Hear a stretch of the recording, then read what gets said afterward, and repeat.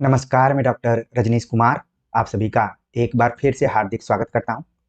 आज के video lecture में हम यूजीसी नेट यूनिट 5 के अंतर्गत हिंदी कविता पर आधारित कुछ प्रश्नों को देखने का प्रयास करेंगे और इन प्रश्नों के माध्यम से हम ये भी देखेंगे कि वर्तमान समय में किस तरीके से प्रश्न पूछे जा रहे हैं और हम जो तैयारी कर रहे हैं उसको हमें किस हिसाब से करना चाहिए।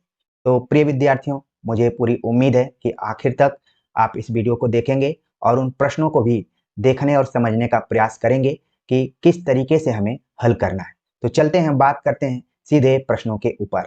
यहाँ पर जो पहला प्रश्न पूछा गया है, घनानंद की काव्य पंक्ति काहू कल्पाय है, तू कैसे कल्पाय है, में कौन सा अलंकार है? ऑप्शन दिया गया है उपमा अलंकार, रूपक अलंकार, यमक अलंकार, श्लेष अलंकार। तो यहाँ पर घनानंद कवित्त, जो कि घनानंद की कविताओं का संकलन है, वहां से सवाल पूछ लिया गया है और एक पंक्ति दी गई है, काहू कल्पाय है सो कैसे कल्पाय है, में कौन सा अलंकार है। तो यहाँ पर जो प्रश्न पूछा गया है उसके पूछने का उद्देश्य इन दो शब्दों के आधार पर है, कल्पाय है और कल्पाय है। एक जगह आप देख रहे हैं कि दोनों शब्द संयुक्त रूप से हैं और दूसरे जगह ये दोनों शब्द अलग अलग हो गए हैं, इसलिए दोनों शब्द एक से अधिक बार इस पंक्ति में आए हुए हैं लेकिन इनके अर्थ अलग अलग हो रहे हैं। तो जैसे ही मैं आपको समझाने का प्रयास कर रहा हूं, आपके मन में किसी न किसी अलंकार की परिभाषा आ रही होगी कि किसी भी पंक्ति में दो या दो से अधिक बार शब्द आए और उनके अर्थ भी अलग अलग हो। जितने बार शब्द आया हो उतना ही उसके अर्थ हो। तो कौन सा अलंकार हो सकता है? बिल्कुल सही जवाब आप लोग दे रहे हैं, ऑप्शन तीसरा है कि इसमें यमक अलंकार है। यहाँ पर कहा गया कि अगर कोई किसी को दुख देता है, कल्पाता है, तो वो कैसे अपने जीवन में सुख प्राप्त कर सकता है। यानी ये पंक्ति काफी कुछ कह रही है कि अगर कोई व्यक्ति किसी व्यक्ति को दुख देता है तो इसका मतलब नहीं है कि वो कहीं सुखी है, वो भी कहीं ना कहीं परेशान है। तो यहाँ पर कल्पाय का मतलब है कि अगर कोई किसी को प्रताड़ित करता है या फिर परेशान करता है तो वो भला कैसे अपने जीवन में सुकून से रह सकता है। ठीक है, यहाँ पर इस पंक्ति का यही अर्थ है, यानी कि दोनों शब्द आए हुए हैं, एक से अधिक बार आए हैं और दोनों के अर्थ अलग अलग हो गए हैं, इसलिए यहाँ पर क्या हो गया? यमक अलंकार हो गया। सही जवाब हो गया। जैसा कि आप जानते हैं कि श्लेष अलंकार ठीक यमक अलंकार का उल्टा है, जहां पर शब्द एक ही बार आता है लेकिन उसके अर्थ अलग अलग होते हैं, उसमें एक से अधिक अर्थ श्लिष्ट रहते हैं, यानी कि चिपके रहते हैं। ठीक है, बाकी उपमा और रूपक अलंकार को आप अच्छे से जानते हैं कि उपमा में तुलना की जाती है, रूपक में अभेद तरीके से उस पर आरोप कर दिया जाता है या फिर उस पर आरोपित कर दिया जाता है। ठीक है, चलते हैं आगे, बात करते हैं। अगला जो प्रश्न यहाँ पर पूछा गया कि बीन भी हूं मैं तुम्हारी रागिनी भी हूं, इस गीत में प्रयुक्त काव्यांश नहीं है। तो पहले तो आपके दिमाग में आना चाहिए कि बीन भी हूं मैं तुम्हारी रागिनी भी हूं किसकी कविता है। आपके सिलेबस से सीधे सीधे इस कविता को उठाया गया है और ये किस काव्य संग्रह में है, कब प्रकाशित हुआ था, इन सभी चीजों पर हमने यूनिट 5 के अंतर्गत हिंदी कविता की व्याख्या करते हुए बताया हुआ है। सभी का प्लेलिस्ट यहाँ पर बना हुआ है। बहुत सारे विद्यार्थी कमेंट्स करते हैं कि सर प्लेलिस्ट में नहीं मिल रहा है या फिर वीडियोज नहीं मिल रही हैं। थोड़ा सा आपको समय देकर खोजना पड़ेगा। एक बार अगर आप देख लिए तो फिर वहां से इससे अतिरिक्त और कई कविताएं आपको मिल जाएंगी जिसकी की व्याख्या हमने की हुई है। बातों ही बातों में आपके दिमाग में आना शुरू कर दिया होगा कि बीन भी हूं मैं तुम्हारी रागिनी भी हूं, माधवी वर्मा की कविता है और ये कविता कुल 4 पदबंधों में बटी हुई है। उन चारों पदबंधों को आधार बनाते हुए ही यहाँ पर सवाल पूछा गया है। तो कहा गया कि काव्यांश नहीं है, हमें बताना है। ऑप्शन दिया गया है अखंड सुहागिनी, आत्मदीप चांदनी, सुनहली दामिनी, कुलहीन प्रवाहिनी।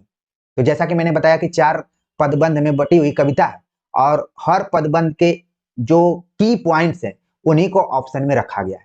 तो आपका दिमाग दौड़ना शुरू कर दिया होगा कि हमने बीन भी हूं मैं तुम्हारी रागिनी भी हूं कविता तो अच्छे से पढ़ा था, लेकिन ये शब्द कहां कहां आए हुए हैं। तो देखिए, अखंड सुहागिनी ये शब्द आया हुआ है, सुनहली दामिनी ये भी शब्द आया हुआ है, कुलहीन प्रवाहिनी ये भी शब्द आया हुआ है। यहाँ पर थोड़ा सा परिवर्तन किया गया है, आत्मदीप्त चांदनी के जगह पर स्मित चांदनी का प्रयोग किया गया है। ठीक है, थोड़ा सा अंतर करके इस विकल्प को यहाँ पर गलत कर दिया गया है। तो सही जवाब क्या हो गया? ऑप्शन दूसरा, कि बीन भी हूं मैं तुम्हारी रागनी भी हूं में जो काव्यांश नहीं है उसका नाम है आत्मदीप्त चांदनी। अगर यहीं पर स्मित चांदनी होता तो शायद ये भी ऑप्शन सही हो जाता। तो इस प्रश्न के बहाने आप संक्षेप में बीन भी हूं मैं तुम्हारी रागनी भी हूं कविता के पदबंधों के जो की पॉइंट्स हैं उनको आप समझ गए होंगे। आगे की परीक्षा में जरूर ध्यान में रखेंगे। अखंड सुहागिनी, सुनहली दामिनी, कुलहीन प्रवाहिनी और स्मित चांदनी, इन चारों शब्दों का प्रयोग काव्यांश के तौर पर महादेवी वर्मा ने किया हुआ है। आगे बात करते हैं, अगला जो प्रश्न है, धूमिल की नक्सलबाड़ी, मोचीराम और अकाल दर्शन कविताएं किस संग्रह में संकलित है? ऑप्शन दिया गया है संसद से सड़क तक, कल सुनना मुझे, सुदामा पांडे का प्रजातंत्र, जलसा घर। तो इसमें से आप देख रहे हैं कि तीन तो ऊपर के जो काव्य संग्रह हैं वो धूमिल से जुड़े हुए हैं, एक नीचे का जो काव्य संग्रह किसी और का है। वो आप सभी के लिए मैं होमवर्क दे रहा हूं कि किसका है। इस प्रश्न के मुताबिक जो सही जवाब यहाँ पर होना चाहिए कि नक्सलबाड़ी, मोचीराम और अकाल दर्शन, ये सभी कविताएं आपके पाठ्यक्रम में लगी हुई हैं और इसकी व्याख्या भी इस चैनल पर मिल जाएगी आपको। इसका जो सही जवाब है, बिल्कुल आप लोग भी दिमाग दौड़ा रहे हैं कि संसद से सड़क तक जो काव्य संग्रह है उसमें तीनों कविताएं संकलित की गई हैं। आगे की दृष्टिकोण से जरूर ध्यान में रखिए कि नक्सलबाड़ी की जगह पर मोचीराम और अकाल दर्शन भी पूछा जा सकता है या इनमें से किसी कविता का नाम लेकर पूछा जा सकता है कि किस काव्य संग्रह में है। तो अब आप नहीं भूलेंगे संसद से सड़क तक, जिसका प्रकाशन सन 1972 ईस्वी में हुआ था। और जब मैं इन कविताओं की व्याख्या कर रहा था तो मैंने बताया कि संसद से सड़क तक कविता संग्रह में कुल कितनी कविताएं संकलित हैं। हो सकता है कि आगे के एग्जाम में पूछ लिया जाए, तो इसलिए आप थोड़ा सा वक्त देकर धूमिल की सभी कविताओं का मैंने एक वीडियो बनाया हुआ है, थोड़ा सा लंबा होगा लेकिन आप देखेंगे तो आपको कई प्रश्न आगे एग्जाम में देखने को मिल सकते हैं। आगे बात करते हैं, अगला जो प्रश्न है कि भवानी प्रसाद मिश्र की कविता सतपुड़ा के जंगल में किस जनजाति का उल्लेख हुआ है? ऑप्शन दिया गया है गोंड, कोल, भील, मुंडा। तो ये सभी जनजातियां आप देख रहे हैं कि किसी न किसी रूप में आदिवासी समुदाय से जुड़ी हुई लग रही हैं। सतपुड़ा के जंगल से ही पता चल रहा है कि आदिवासी बहुल एरिया की ये कविता है और इसको भवानी प्रसाद मिश्र ने लिखा हुआ है। जब इस कविता को आप पढ़ेंगे तो इसमें एक खास जनजाति का उल्लेख किया गया है जिसका नाम है गोंड जनजाति। ठीक है, और एक कविता की जो आखिरी लाइन आप पढ़ेंगे वहां पर लिखा गया है कि झोपड़ी पर फूस डाले गोंड तगड़े और काले। आगे पूछा जा सकता है कि जो गोंड जनजाति है उनको किन विशेषणों से कवि ने पुकारा है? तो कहा है कि वो तगड़े हैं, और यहाँ पर तगड़े हैं और क्या है, काले हैं। ठीक है, तो इस तरीके से उनका रूप वर्णन भवानी प्रसाद मिश्र ने किया है। जब आप कविता पढ़ेंगे तो कविता में 4 तीतर और 4 मुर्गों की बात की गई है। में भी जिस हिसाब से सवाल बन रहे हैं पूछे जा सकते हैं। इसके अतिरिक्त आप देखेंगे कि इस कविता में कई चीजें और वर्णित की गई हैं, जिसमें कि घास की चर्चा की गई है। ठीक है, इसके बाद कास की चर्चा की गई जो कि घास की एक प्रजाति है, थोड़ी सी नुकीली होती है। इसके बाद शॉल की चर्चा की गई है और फिर चर्चा की गई है पलाश की। और इसी बीच पिछले साल के क्वेश्चन पेपर में एक सवाल आया हुआ था कि सतपुड़ा के जंगल में किस वाद्य यंत्र का प्रयोग भवानी प्रसाद मिश्र ने किया है? आपको याद आ गया होगा कि जी सर बिल्कुल आप सही कह रहे हैं, क्योंकि हम भी प्रश्नों का मूल्यांकन करते हैं और देखते हैं कि किस किस कविता से कैसे कैसे प्रश्न पूछे जा रहे हैं। तो वाद्य यंत्र वाला भी आप सभी के लिए होमवर्क है। मैं चाहता हूं कि आप तो ढेर सारे प्रैक्टिस जरूर कर रहे होंगे, लेकिन अपने दिमाग पर एक बार जरूर चोट कीजिए कि हाँ ये उसमें वाद्य यंत्र है। एक बार चोट करेंगे तो आपको लंबे समय तक वो तथ्य याद रहेगा। तो बताने के लिए मैं बता सकता था, लेकिन आपके लिए मैंने स्पेस छोड़ा हुआ है और ये खूबसूरती है इस चैनल की।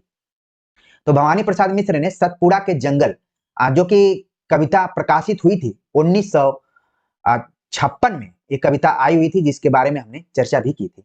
तो बड़ी जबरदस्त कविता है।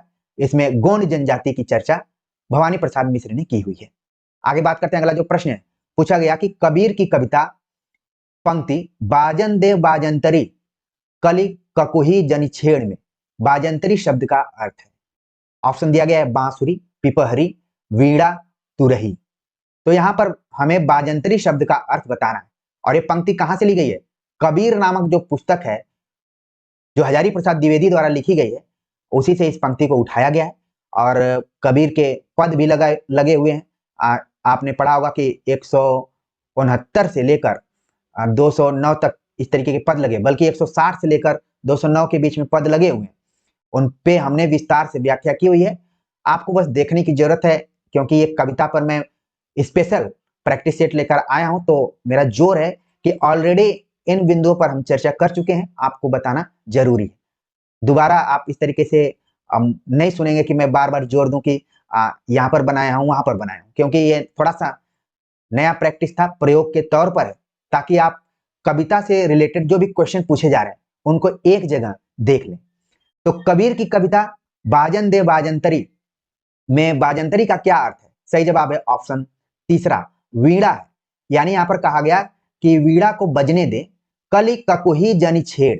कली ककुही मतलब जो सुनने में नीरस लगे, कानों को अच्छा न सुनाई दे या फिर कर्कश आवाज में हो, उसको मत छेड़ो। यानी वीणा की आवाज आपने सुनी होगी, और कहा भी जाता है कि ये तो जो धारण करती हैं सरस्वती जी हैं, इसीलिए उनको कहा जाता है वीणा वादिनी। सरस्वती जी ने तमाम वाद्य यंत्रों में चुना किसको? वीणा को चुना है।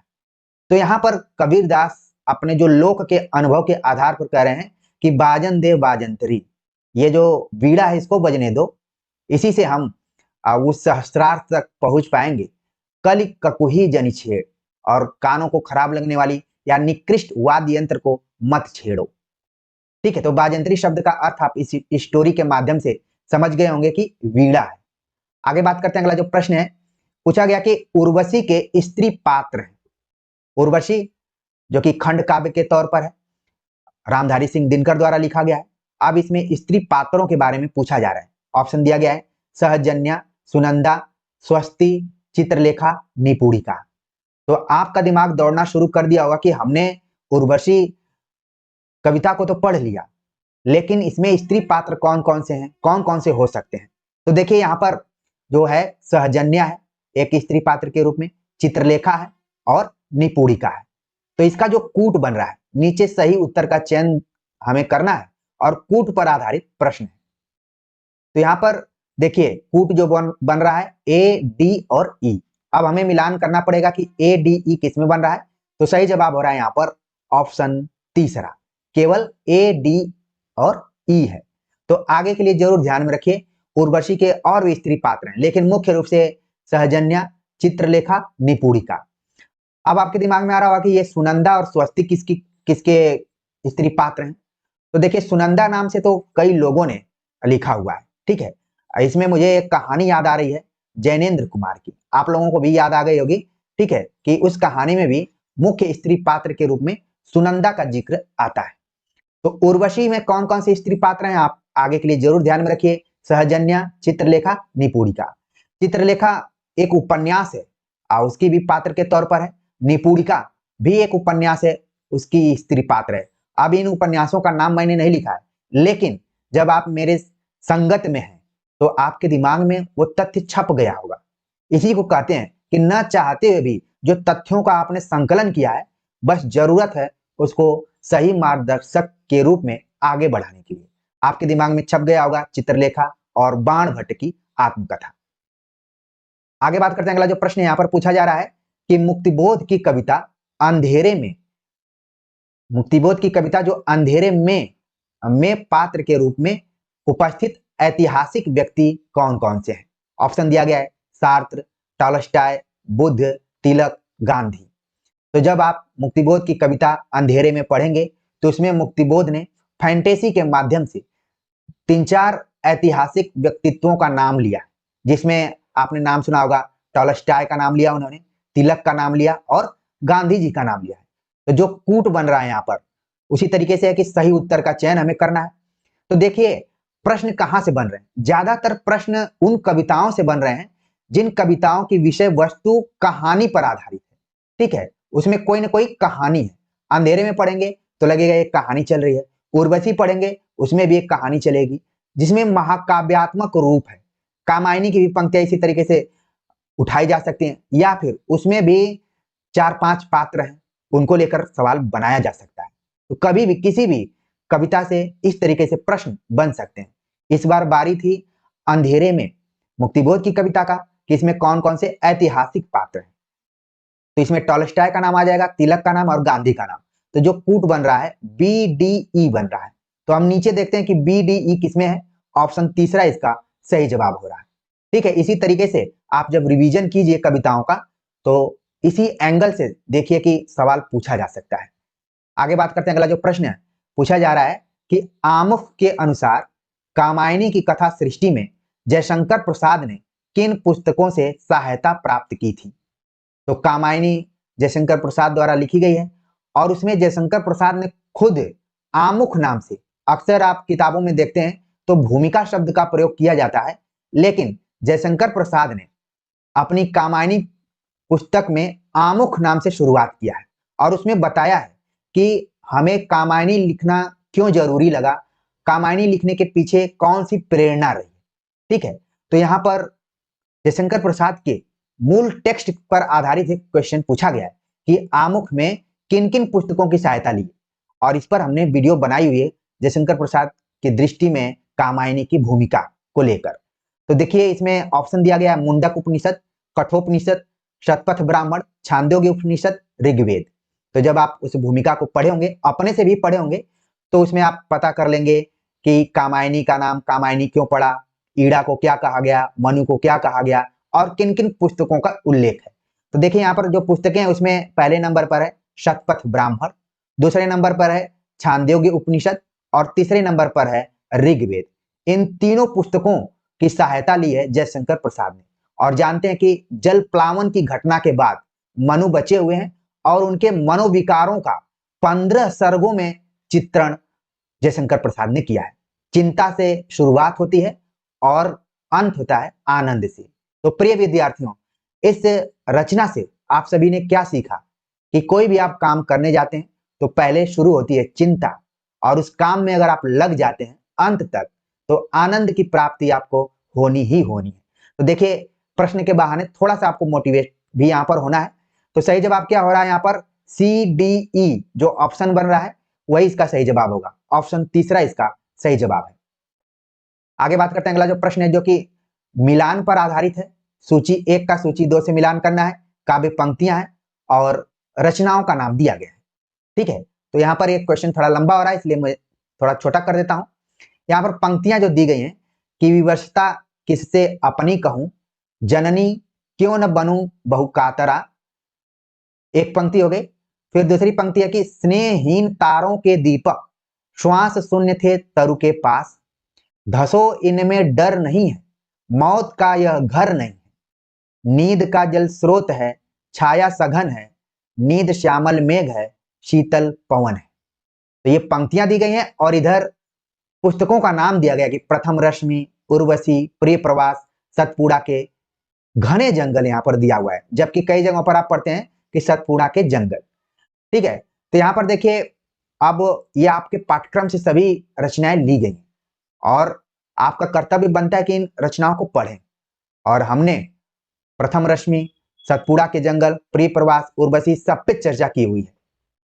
तो देखिए यहाँ पर पंक्ति कहाँ से मिल रही है, हम मिलान करते हैं यहाँ पर, जो धसो इनमें डर नहीं मौत का यह घर नहीं, ये किसका हो गया, सतपुड़ा के जंगल। सी का IV हम नीचे मिलान करते हैं कि सी का चौथा यहाँ पर कौन सा ऑप्शन हो रहा है। तो दो जगह आप देख रहे हैं कि सी का चौथा ऑप्शन हो रहा है। फिर इसके बाद हम देखते हैं कि विवशता किससे अपनी कहूं, जननी क्यों न बनूं बहुकातरा, ये किसका हो गया, ये हो गया प्रिय प्रवास का। तो A का 3 हो गया। स्नेहहीन तारों के दीपक श्वास शून्य थे तरु के पास, ये किसके द्वारा हो गया, ये हो गया प्रथम रश्मि का। ठीक है, और इसके बाद जो बच रहा है वो हो गया उर्वशी का। तो जो कूट बन रहा है 3 1 4 2, 3 1 4 2 यानी कि ऑप्शन चौथा इसका सही जवाब है। आगे के लिए जरूर आप ध्यान में रखिए, हो सकता है कि पंक्तियां वही रहें, यहां पर लेखकों का नाम यानी कवियों का नाम आ जाए, ये भी यहां पर चांस बन सकता है। ठीक है ना, आगे बात करते हैं। अगला जो प्रश्न है पूछा गया कि रामधारी सिंह दिनकर के निम्नलिखित काव्य ग्रंथों को प्रथम प्रकाशन वर्ष के अनुसार पहले से बाद के क्रम में लगाइए। ऐसे प्रश्नों को लेकर हमारे चैनल से जितने भी विद्यार्थी जुड़े हुए हैं कमेंट्स कर रहे हैं कि सर इनको हम कैसे याद करें। आप याद करने से बेहतर है कि थोड़ा सा वक्त देकर इसको समझने का प्रयास कीजिए। देखिए, प्रश्न पहले भी इसी तरीके से आते थे। पहले प्रश्न क्या होते थे, सीधे सीधे चार रचनाएं दे दी जाती थी घटबड़ तरीके से, और उसमें एक ऑप्शन होता था जो कि उसमें सही रहता था। फिर इस तरीके के प्रश्न पूछे जाने लगे कि रचनाओं को ABCD करके ऐसे 5 कूट में दे दिया गया और फिर नीचे उनके क्रम को दे दिया गया। कुछ बहुत ज्यादा नहीं बदला हुआ। अगर मान लीजिए कुरुक्षेत्र के बाद रेणुका हो जाता, फिर दिल्ली हो जाता, हुंकार हो जाता और एक ऑप्शन इसमें सही रहता, तो भी आप चुन लेते। तो देख रहे हैं बस परिवर्तन क्या हो रहा है, पैटर्न में हो रहा है। और बच्चे इसी चीज को देखकर बहुत घबराने लगते हैं कि अब मैं क्या करूं, मुझे तो याद ही नहीं हो रहा है। याद सब चीज है आपको, लेकिन आप अपने इमोशन, अपने भावनाओं पर कंट्रोल कीजिए, उसको समझने का प्रयास कीजिए। ठीक है। तीसरे तरीके का क्वेश्चन आता था सुमेलित, जिसमें कि उसमें भी पूछ लिया जाता था कि कौन किस प्रकाशन वर्ष में है, कैसे है, फिर उसको हम सुमेलित करते थे। तो ये 2-3 तरीके के पैटर्न, लेकिन जो उसका मूल आधार क्या है कि आपको प्रकाशन वर्ष याद करके रखने हैं। ये इसी हिसाब से आप पहले से बात के क्रम में लगा पाएंगे। आपको याद करना होगा तभी आप लगा पाएंगे। तो चलते हम देखते हैं यहाँ पर कि कुरुक्षेत्र का प्रकाशन वर्ष क्या हुआ। ठीक है, तो ये 1946 ईस्वी में है। रेणुका का जो प्रकाशन वर्ष है 1935 ईस्वी में है। दिल्ली का जो प्रकाशन वर्ष है 1954 ईस्वी में है। इसके बाद हुंकार जो है, हुंकार का जो प्रकाशन वर्ष है 1938 ईस्वी में है। और रश्मिरथी जो है 1952 ईस्वी में है। तो कोई जरूरी नहीं है कि आप सभी रचनाओं के प्रकाशन वर्ष को याद रखेंगे। जिस दिन ये सभी याद हो गए तो हो सकता है कि आप मानसिक रूप से बीमार हो जाएं, परेशान हो जाएं, क्योंकि कुछ ट्रिक्स होते हैं जो मुख्य मुख्य रचनाएं, जैसे कि कुरुक्षेत्र आप जरूर याद रखिए 1946 ईस्वी में। ठीक है। रश्मिरथी को एकदम से याद रखिए। उर्वशी को एकदम से याद रखिए कि कब प्रकाशित हुई। ठीक है, मेन है। दिल्ली को जरूर याद रखिए कि कब हुई। फिर इसमें से आप सही क्रम को चुन सकते हैं। तो यहाँ पर हमने लगा दिया है। अब देखिए सबसे पहले कौन सा ऑप्शन होना चाहिए, बी ऑप्शन होना चाहिए, यानी रेणुका 1935 में, फिर हुंकार, बी के बाद डी होना चाहिए। तो आप देख रहे हैं कि जो दो दो जगह पर बी और डी दिया हुआ है, यानी कि एक राउंड हमें और चलना पड़ेगा। फिर बी के बाद डी, डी के बाद ए होना चाहिए। कुरुक्षेत्र हो गया, तो बी डी ए, यानी कि इसका जो पहला ऑप्शन हो रहा है यहाँ पर सही हो रहा है। इसके बाद हम देखेंगे कि ई हो रहा है, फिर इसके बाद हो रहा है आपका सी, बी डी ए ई सी, ऐसे ही याद करना है। मेन रचनाओं को जरूर याद रखिए, जो कि प्राय वन लाइनर में भी पूछे जाते हैं। ठीक है ना, तो घबराने की बिल्कुल जरूरत नहीं है। क्वेश्चन बहुत कठिन नहीं था। अगर यही मान लीजिए जो मैं बात बताना चाह रहा हूं या समझाना चाह रहा हूं, आप समझ पा रहे हैं कि नहीं, आप जरूर कमेंट्स कीजिए। यही सब अगर क्रम से ऐसे ऐसे रहता तो भी तो आप बता देते। वहां भी इन्हीं प्रकाशन वर्षों को याद रखना है। आगे बात करते हैं। अगला जो प्रश्न है पूछा जा रहा है कि असाध्य वीणा कविता में आई निम्न उक्तियों या संवादों को कविता में आने के आधार पर पहले से बात के क्रम में लगाइए। प्रश्न संख्या में तो छोटे दिखाई दे रहे हैं, लेकिन ये टाइम टेकिंग वाले प्रश्न हैं। अब इस तरीके के प्रश्न को आप कैसे याद करेंगे, जैसे असाध्य वीणा है तो ये लंबी कविता में आती है, आप इसको कितना आप याद रखेंगे। लेकिन जो मेन जो पैराग्राफ है या फिर पदबंध है, उनको जरूर ध्यान में रखिए कि कौन पहले आया हुआ है, कौन बाद में आया है, किसका क्रम क्या हो सकता है। थोड़ा सा आपको अपनी स्मृति पर जोर देना पड़ेगा। बाकी मैं कहूँ कि कविता आप याद कर लें और एकदम से अपने दिमाग में बैठा लें तो भी बेईमानी हो सकती है। कविता वही याद कर सकता है जो वर्षों से इस कविता का पाठ कर रहा हो। पाठ कौन करता है, प्रोफेसर लोग करते हैं। बहुत गिने चुने प्रोफेसर होंगे जो कि कविताओं को याद कर लेते हैं। पहले जमाने में हुआ करते थे। अब तो जब भी आप देखेंगे कि ऑब्जेक्टिव पैटर्न पर सेलेक्टेड टीचर्स जा रहे हैं, वो बहुत सारी कविताओं को नहीं याद कर पाते हैं। जो बहुत प्रतिभाशाली होगा वही कविताओं को याद कर पाएगा। तो घबराने की बिल्कुल जरूरत नहीं है। असाध्य वीणा में कौन कौन सी पंक्तियां पहले आई हैं और उसके क्रम को हमें बताना है। तो यहाँ पर है, किंतु मैं ही तो तेरी गोद में बैठा मोद भरा बालक हूं, श्रेय नहीं कुछ मेरा, मैं तो डूब गया शून्य स्वयं शून्य में। राजन, पर मैं तो कलावंत हूं नहीं, शिष्य साधक हूं। मुझे ओट दे छक ले छा ले ओ शरण्य। हाँ मुझे स्मरण है बदली कौंधी पत्तियों पर वर्षा बूंदों की पटपट। तो ये सब पंक्तियां दी गई हैं और इसके आधार पर हमें बताना है कि आखिरकार इसका सही जवाब क्या हो सकता है। तो यहाँ पर आप स्टोरी जानते हैं कि राजा हार थक गए हैं, सभी लोगों को बुला बुलाकर अब एक ऐसे कलावंत को बुला रहे हैं जो कि तपस्वी के रूप में है।